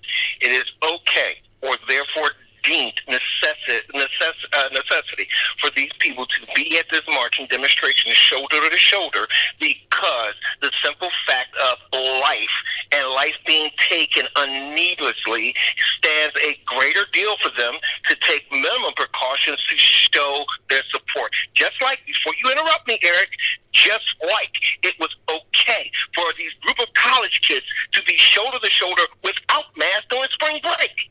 No, that wasn't okay. Wait a minute. Vincent, who said it was okay? Nobody said that was okay. Wait a minute. See, I'm not going to let you make statements that are just not true. Nobody said it was okay for them to do it. Everybody ridiculed them, and then when some of them got sick, we talked about it. So don't say anybody said it was okay. Nobody ever said it was okay. Everybody on the left said that it was not okay. Everybody on the left said that it was not okay for them to go into the State House. Everybody said it was not okay for them to gather and protest about opening it. Let me finish. Said that it was. What? But the majority on the right said that it was. No. I'm not. No. I got it. Listen. No. I got it. Here is the big problem that we're running into is that we are. Hold on. 10 seconds. We are getting so much information from both the left and the right. It leaves people in a level of confusion, which goes with leadership. Let's see. I don't know if this is a business call, or I'm going to see if this is a call for the show. Hold on. Hello, caller? Hello? Hi, sir. Good morning. My name is Sharon. I'm calling today from Engine Insights. We're a public opinion research firm. And so we are conducting a national study with cell phone users. Okay, this is somebody wanting to conduct a cell phone user thing. But Vincent, for me, listen. What I'm saying to you is this: I'm not batting for the left or the right. You're obviously batting for the left, right? You're batting for the blue team. Got it. But what I'm saying to you is this: the hypocrisy that now exists, because that blue team, right? I got the hypocrisy on the right. No problem. Not debating that. But I want to have a discussion about the hypocrisy on the left, because on the left, where they were saying that all of these actions were dangerous, they're now supporting them. They're now promoting them. The same kinds of actions of gatherings of people. And I'm saying to you, either it is dangerous or it's not. And I asked you a very simple question, not to say, well, It is. okay.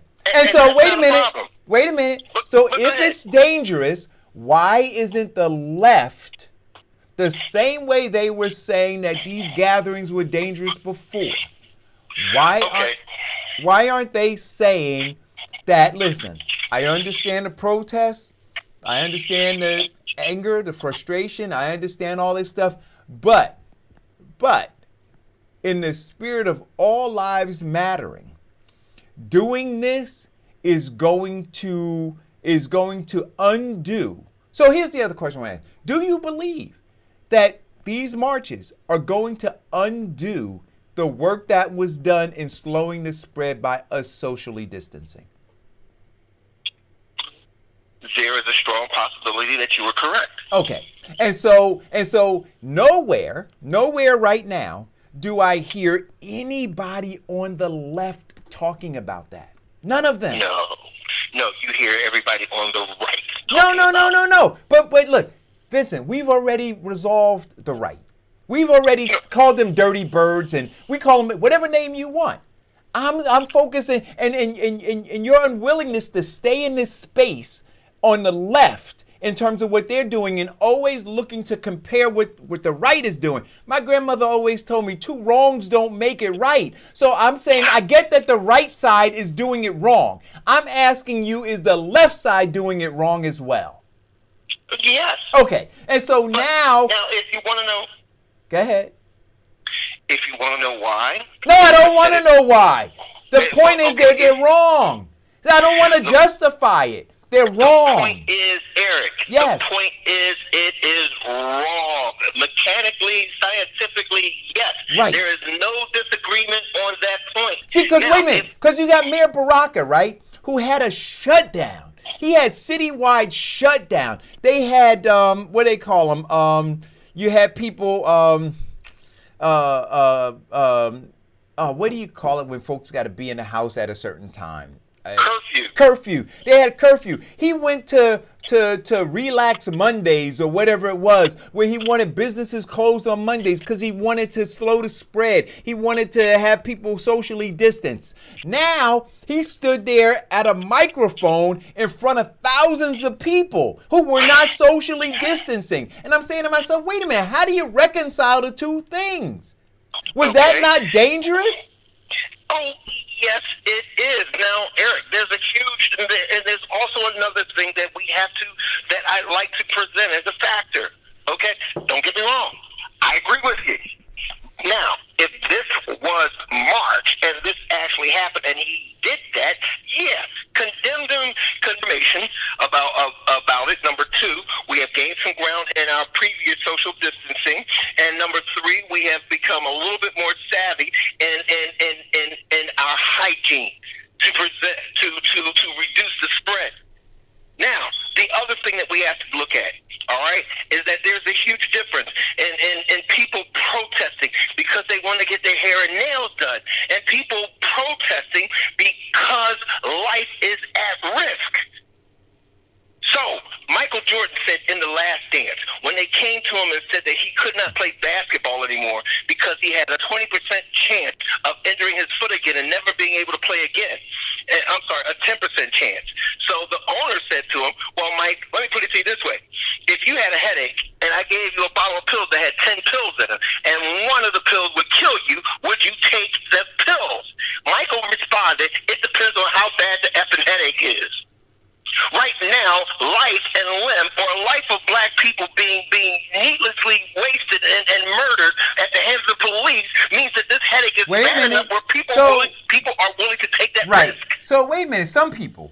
Don't say people, some people. But now let's understand this. But let's understand this though, right? We are still, even in our emotional charge around this, we are still the most at risk to die based on underlying conditions, right? And so now, to the degree that some people, right, because we could have this conversation, some people were willing to take the risk to go to work because they thought it was important enough. Some people were willing to do some other things that because they didn't fit within our narrative, we said, hey, listen, no, stay home. And so I'm simply asking the question. So with black people being most at risk of dying, right, from this, to have the only a conversation, Vincent, to have these rallies and to literally not have any conversation.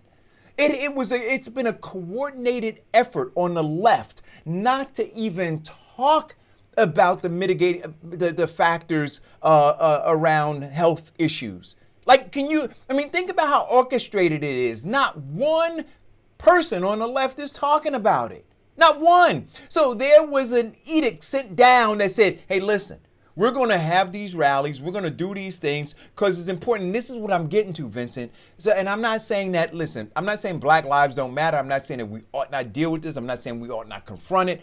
I'm simply saying that on the left side, they're willing to sacrifice lives too to get this president out of here. And so they'll allow these protests to go on because they know that it is a national embarrassment to him. So they'll allow it to go on, putting lives at risk to embarrass him, to drive his numbers down. You see, so when we talk about commodity to the wealth and to the power of the elite, I'm saying right now, all of these people who are herded out there to protest, knowing the information. So on one hand, Democrats were saying, yeah, listen to Dr. Fauci. Yeah, listen to Dr. Burke. Yeah, listen to all this stuff. Yep, we need to have masks on. Yep, we need to social distance. Yep, we need to do all these things. Now they're going, you know what? If it's advantageous to us to get rid of Donald Trump by any means necessary, because that has been the narrative, then yeah, let 12,000 go out there. Let 15, 20,000 go out there. I don't give a damn if they're socially distancing. And I'm saying somebody needs to be talking about that. But even in the rallies, they're not saying, you know what, glad you're out here, keep your mask on. Because I see people who didn't have their masks on. But they didn't give a damn about that either. I've seen a lot of people who did have their mask on. But Eric, to answer your question, and to actually prove the point is you already did it. You said that this virus, blacks are more susceptible. Actually, what is it? Almost 2.5 times to 1 of dying from the virus than white people. Yet, if you look at what they were protesting against, blacks are highly susceptible. In fact, it's 9 out of 10 that a black life will die at the hands of the police than a white one. So we've got a bigger headache to deal with. The virus will pass. Yet the injustices that our brothers and sisters face at the hands of the police have been going on since the Reconstruction period. And that has to stop. Yes, someone will come up with a cure for the virus, but if we don't get out there and make our voices heard and make our presence known to America, in fact, it is now going on to the point of the world is tired of injustice and will stand up in the midst of a virus. If we don't do that, then it'll never happen. And I'm not doing this just for me. I'm doing this for my son. I'm doing this for my grandson. I'm doing this for my daughters. Eric. No. Listen. I will not sit up here and condemn people for standing up for what's right. No. Marching and protesting against evil. Nope. You missed the point, though, Vincent. I'm not. Look, when did I condemn people for doing that? I simply asked you a question. So again, when did I ever condemn people for doing that? I'm not going to allow you to make statements that are just not true. I've never condemned them. I'm just simply pointing out the hypocrisy. So all I'm saying is this. Yeah, if those, just like the people in the State House who wanted to go and do what they did, right? The condemnation was only in that it was going to further the spread of the virus. That was the only condemnation. I don't care about what their cause was. The condemnation was in that it was going contrary to what the doctors were saying. And what I'm saying here is this, that it's going contrary to what the doctors were saying. And you yourself said, yes, it is. So the condemnation is only in that, not in what the cause is. But nobody's having the conversation around the fact that it is running contrary to what the doctors have been saying. That is what I'm getting at. Well, and then you have to look at Eric, who does not know that we're in a global pandemic. Wait, yes, they're putting them, but and that's what I'm saying. Yes, we heard from the experts. People are now saying saying that this is more important. Right. Than And what so, the experts are saying. I got it. See, all right. I'm going to say it again. And I got that. I got what you're saying, Right. Eric. So. I got it. And you know what? Let me make this perfectly clear. Vincent. Let me make this perfectly clear. I'm glad that Rasper Rocket got off his lazy shiftless behind and actually did something in support of the people. And I'm hoping that it's more than platitude for him to get reelected, that this little SOB wants to do something for society, rather than taking ideas from everybody else and posting them as his own. So, Vincent, again, here's where I am. And this, and then we can move on to the next thing. The kids in spring break decided that was more important to them. Right? Correct. Right? That was more important to them. And then you had folks on the right, on the left, not on the right, declare that they were being selfish, right? And that they were putting lives at risk. Then you had the folks show up at the State House saying that they wanted to reopen because their businesses were shuttering, their financial lives were being ruined. And you had the people on the left say that they were being selfish SOBs, right? Thinking about what was important to them. Now you have this happening, and you have black folks saying this is important to us, right? And you have the left saying, yeah, we align with this being important to them, and we believe that it's worth lives being lost in a global pandemic. That's all I'm saying. That's all I'm saying. And that part, then we can agree upon those issues. If we can also agree upon the simple fact that to some people, and to some people, this has a great deal more priority and risk of life, or catching or the virus, because of the loss of life or the senseless loss of life for people who are different. Got it. Than the disease that has no prejudice in attacking, yet a prejudice in who it kills. Got it. Then we agree. Boy, that was like pulling teeth, man. Is it going to be like this when you're in Congress and I'm in the Senate? I mean, I like to call out hypocrisy wherever it is. Right? I agree. And don't get me wrong, for those people who are protesting, I'm not, saying that they're right. But what I'm saying is that I understand. And so, what is the other piece? Diane sent me another thing, and I started reading it. It says millennials might be getting a queasy sense of deja vu right now. Another economic crisis like punch in the gut. It's the second time and I started reading it, so I didn't get much through it. The headline is, here we go again, millennials are staring at yet another recession.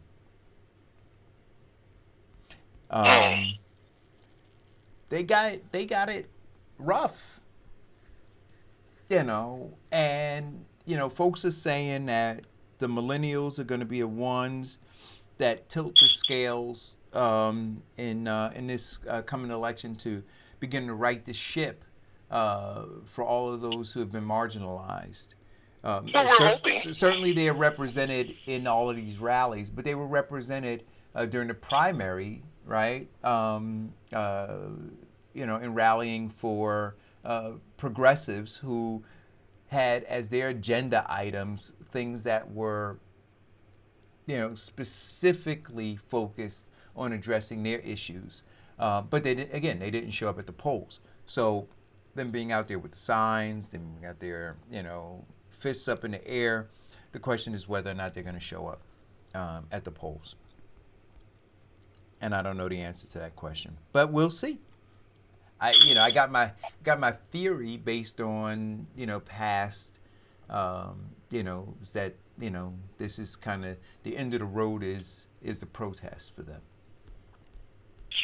Well, it is, but we're putting millennials on point because they're the deciding factor. And we also have to look at, just like everybody was looking at the Generation X, after the World War II generation could be the deciding factor, and look at what it has accomplished. We're looking at them now to step up because they have a total world view than what we have. And I'm hoping that their understanding of corruption, corporate greed, and the changes that need to make us a great society, that they are observing this in this election. I'm hoping that millennials will vote for things like free or reduced college tuition, Medicare for all who need it or want it, and reduce taxes, as well as not using our tax dollars to help billionaires become trillionaires. And I'm hoping that the millennials will step up in terms of us fixing our environment and understanding that we are in this country together. There is no black America or white America. It should be one United States, one America, in which we can all be proud on. I'm hoping that pressure and publicists and spotlight on the millennials come true.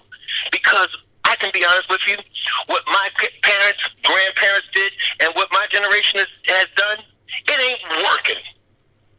And we need a fresh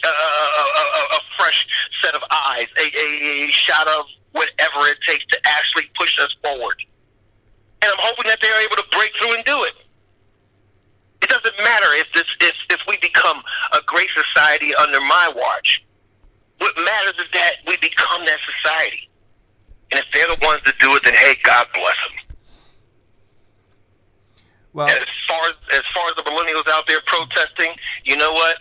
I'm not going to be out there protesting, but I'll be able to help you guys raise some funds to make some bail.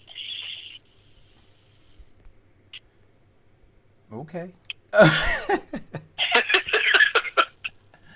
that's what us old heads do now. We're not going to get out there and march, okay? But we'll make sure that you guys get some bail, okay? So this is happening live right now. This is happening now. The PBA is holding a press conference after the arrest of a New York Police Department officer. So it's going down, man. It's going down, and and lines are being drawn, right? And it's about time, don't you think, Eric? Well, look, we talked about it on the show, but look, we talked about it before the announcing. So in Minneapolis, they're talking about disbanding, right? In other places, they're talking about defunding. But we talked about it here in terms of, and I played that audio clip, remember, where the woman was talking about how the unions are intertwined in working to set policies that protect these officers. And so now you have in Congress, you have them looking to pass the legislation. But here we go again. It's like that song, Here We Go Again. They all knew. They knew these unions. And you know how they knew?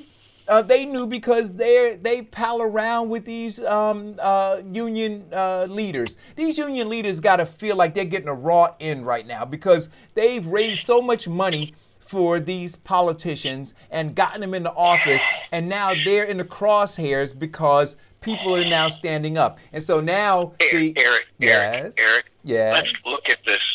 Now, the legislation that they're passing has a slight difference than the legislation that we talked about on this show that needs to pass.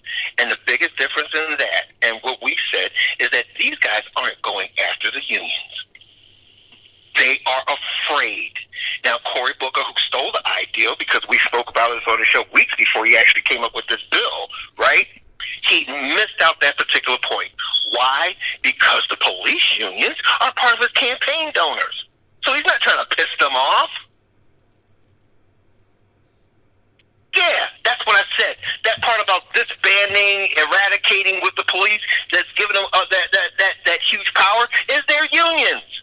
Their unions got this big union dudes that they can invest in all these politicians to do their bidding. But here's one of the things that they're talking about in this bill. It says this bill's biggest provision seeks to end qualified immunity, a thorny legal issue that gives police officers and other public officials broad immunity from civil lawsuits the U.S. Supreme Court, which has upheld the qualified immunity doctrine in past rulings, is currently deciding whether to hear arguments next term in a case challenging qualified immunity.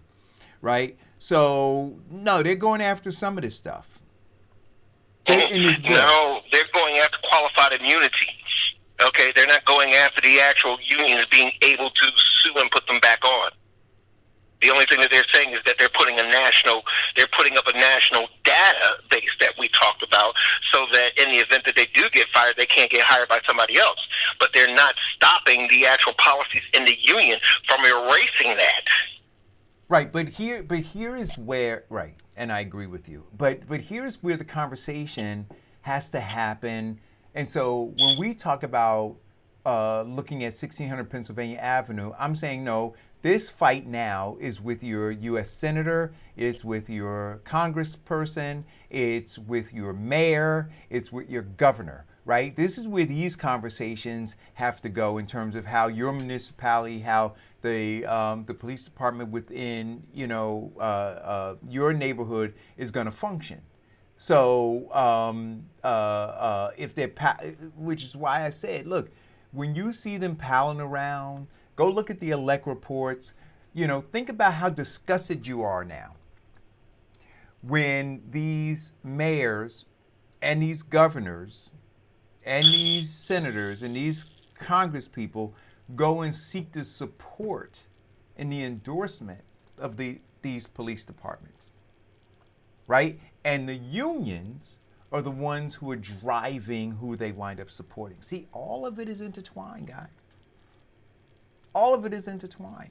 And so if you're not fighting and pushing at these local levels where they're getting the endorsements and they're getting a wink and a nod, right? And then after they get in, then they give you lip service about how they're going to, create these review boards and how they're going to get tougher on the fact that these police departments are brutalizing marginalized people, in particular Black Americans. And you wonder why it never happens. It's because the money keeps flowing into the elect fund.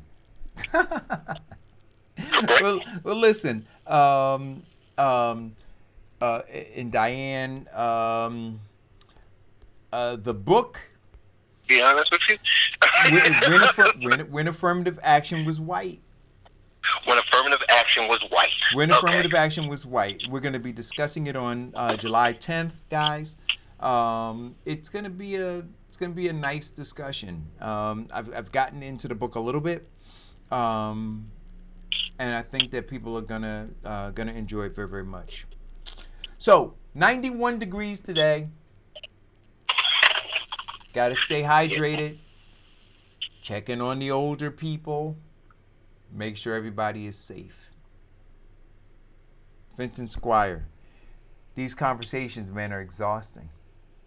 They should be. They should be. They have to be, right? They have to be. We have to dive into some uncomfortable and deep situations that has been ingrained in us. It's become part of our system. And in order for us to make changes, we have to address them. And the reason that it's exhausting is because we're addressing them with our honest belief and understanding. In order to change, we have to actually be truthful, be honest. We do. And it's brutal, and sometimes it's uncomfortable. And listen, guys, check out the beginning of this show if you tuned in late. Deidre Viney was on, and she talked about some very important things around transitioning. She a beautiful, intellectual, hardworking woman, but she also has some culinary skills. Yeah, she does. Yeah, she does. Well, thank you guys for tuning in. We'll see you tomorrow, and stay safe. Well, let's look out for our seniors because it's hot out there. Stay safe, stay distance, wash your hands, stay home if you have to. And if it be God's will, we'll be back here tomorrow to discuss the topics that can change our lives and better our children.